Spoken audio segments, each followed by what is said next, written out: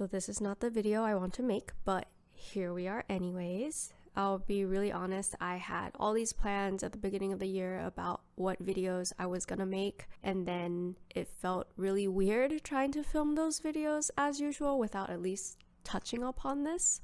So here we go. This video is in part inspired by another creator here on YouTube. Her channel name is Code Mechanics, and I will link her video down below, and she's definitely worth checking out. She does AI and robotics and is a PhD student. So if you like my content, I'm sure you will like hers as well. So in the last couple of weeks or so, there have been funding cuts across the country that affects biomedical research, scientists, academics, whether that be the indirect cost cap that was announced about a month ago, or the hundreds of millions of dollars that's being cut from institutions such as Johns Hopkins, UPenn, and Columbia. These sorts of cuts are already affecting the research that is happening, as well as the individuals, the students who are wanting to go into scientific careers in the future. So I know a lot of people are affected by these cuts, from, the academics and the researchers that I mentioned whose research and work is now being disrupted, to the support staff that are employed by the university, and also, unfortunately, to the patients who might be on clinical trials that are now being canceled because of these cuts. Obviously, a lot of people are getting impacted. I do have thoughts about that, but today in this particular video, I'm going to be talking a little bit more about the students, what this all means for graduate school admissions, especially if you're someone wanting to apply to MD, PhD, or PhD programs in the future,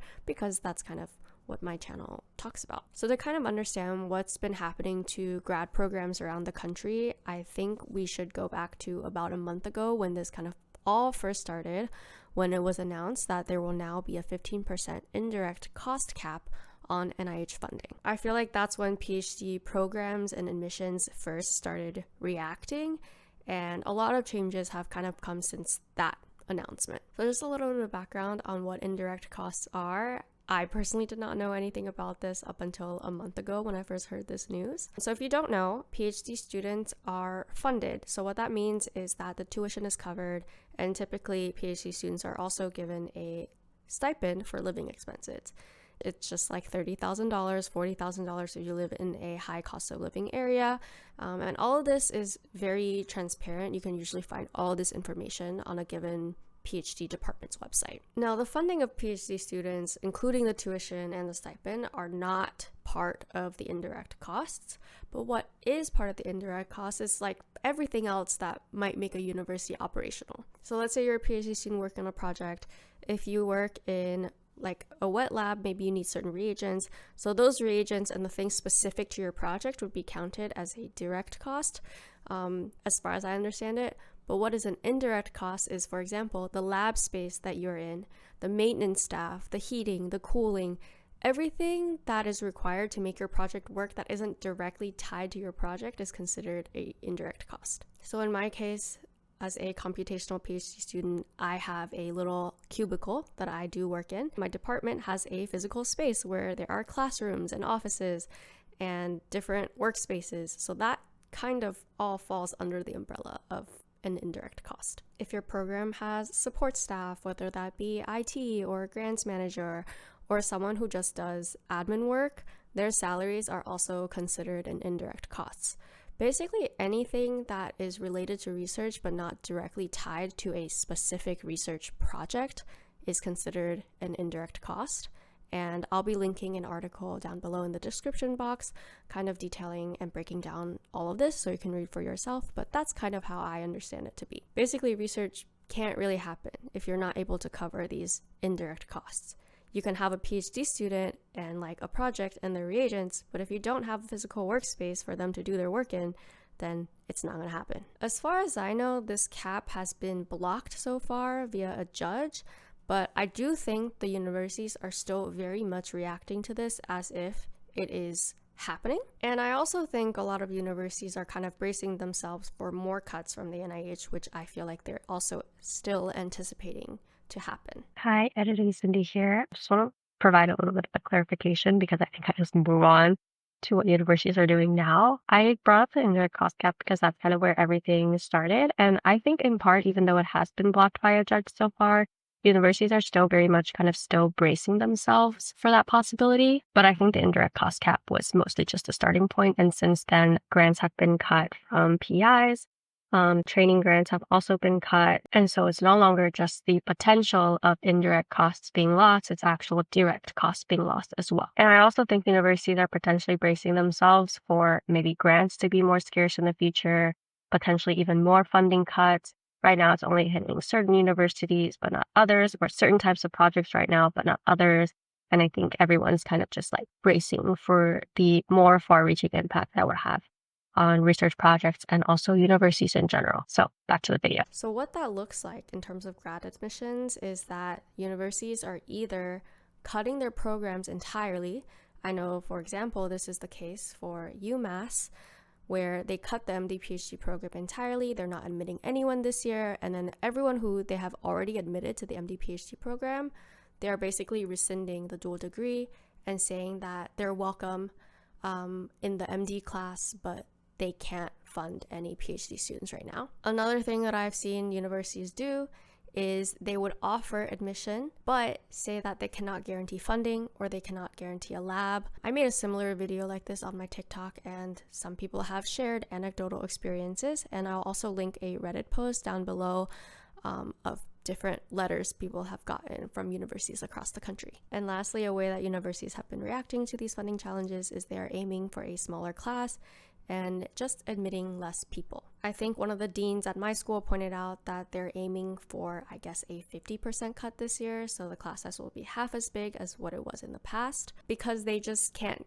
guarantee that they can continue funding people, which I think is fair because you wouldn't want to admit more people than you can fund. The next question that a lot of people ask, and also a curiosity I had myself, was why can't these elite universities just use their endowments? And it's true that a lot of these big universities also have really big endowments, but unfortunately, they can't just simply dip into the endowments and use them on whatever they want. So my understanding of endowments is that endowments are funds that are meant to be invested, and then what the universities can use is those return on the investments from the endowments. In other words, they can't just, take them all out and start using that. Further, there are sometimes restrictions on what the endowments and the returns can be used for.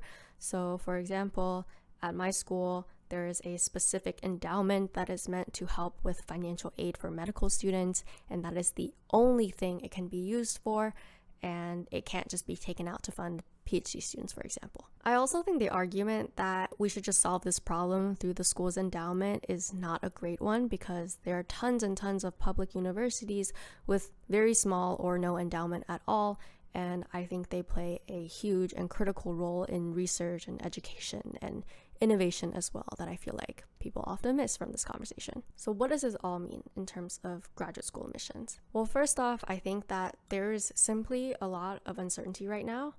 If you happen to be a student who is waiting on decisions this cycle, or maybe you got all your decisions back and it's not what you wanted, maybe you got rejected from every single program, or maybe you got your admission rescinded, it's not your fault. The truth of the matter is that it is already a competitive process. It got way more competitive this year because of these cuts, and yeah, you could be a perfect applicant and this can still happen to you. But I think moving forward to the next cycle, if you're someone who is planning on applying next cycle, we would have a better landscape of what this will all mean and look like. So does it mean you have to apply to more schools? Maybe. Does this mean you have to make your application even more competitive? Maybe. But I think moving forward, we'll have a better picture. And I think another natural question that comes up with all of these conversations is whether or not it's still worth it to get a PhD in 2025 and what this landscape is going to look like in the next couple of years. And honestly, nobody can say for sure. I think it's going to be tough making a career as a scientist going forward. But I think it's still good to be optimistic about the future. And I want to choose to be optimistic and hopeful about the future. And if you're someone who thinks that, you have a passion for science, this is what you want to be doing, you love research, then I still say it's worth it. Realistically, though, I do think it's going to be a tough couple of years, if not a tough many years, or even just a tough future in general. But I can also make the argument that science needs more passionate scientists now more than ever. So I would say that if you're someone who is passionate about science and you really want to pursue this career path, you can't see yourself doing anything else, I would say it's still worth going for. Now, whether in the US or somewhere else in the world, I would probably advise people who are just starting this process to apply widely, but I don't want to give up on us yet. And lastly, people have also been generally wondering about what this all means for MD programs and also master's programs. So unlike PhD programs, MD programs and master's programs, the students usually have to pay a tuition for. And so they were just wondering, does that mean admissions is going to get easier? Is it going to get harder? Does it change at all? And I totally get all of those questions. So far, it does seem that it hasn't really been affected at all because those programs aren't funded by the school or by the federal government. I will say, I guess, for medical school programs specifically, I can see a situation where potentially in the future financial aid is affected, or federal loans, or the ability to get federal loans might be affected. I also think as far as financial aid goes, it will be very school dependent. So some schools have specific endowments that go towards medical school financial aid. At my school specifically, the financial aid for medical students appeared to be covered more by private donations rather than, I guess, federal funding. So we were told explicitly actually to tell admitted students to expect no change to financial aid. As for master's students, I think my school is pretty notoriously bad at giving any sort of financial aid to master's students. But if you're considering a school where they do give financial support or a stipend or scholarship to master's students, that may get affected by these funding cuts. Just depends on where the funds are actually coming from. Now, I think what is more up in the air is the research.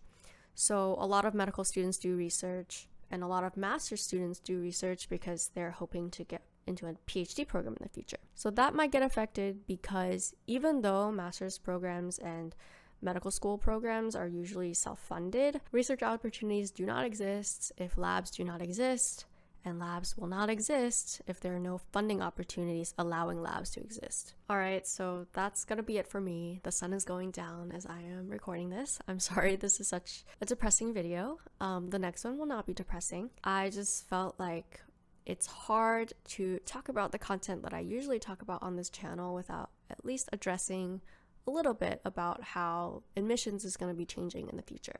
And with that, thank you so much for watching this video, and I'll see you in the next one. Bye!